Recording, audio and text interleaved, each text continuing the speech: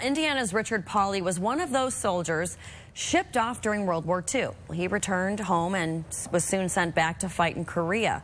While he was away in 1950, his wife Mary gave birth to their daughter Margaret Jane down in Indianapolis. Well, little did her parents know she would be a major part of Indiana's Bicentennial. Today, news anchor Jane Pauley reflected on her life here in her home state. I am delighted to be back home in Indiana. Longtime TV news anchor and journalist Jane Pauley also added, "It does make me sad that people don't know I'm from Indiana."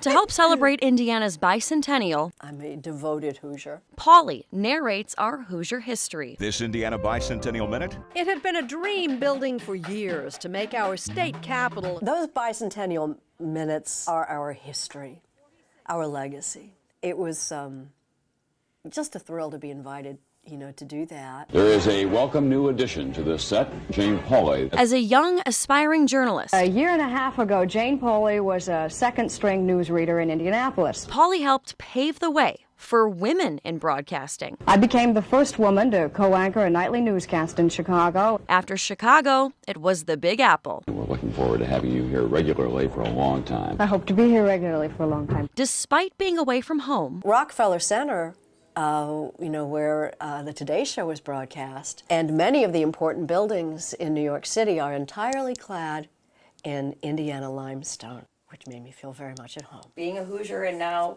you essentially are part of that Hoosier history. I mean, what does it mean to you? Oh, gosh, I'm that old? Well, I'm blushing. To be part of my state's history. Having grown up in Indiana, I just think that there were some aspects of my particularly Hoosier upbringing that were a big factor in my success in broadcasting. For Fox 28 News, I'm Faran Fronczak.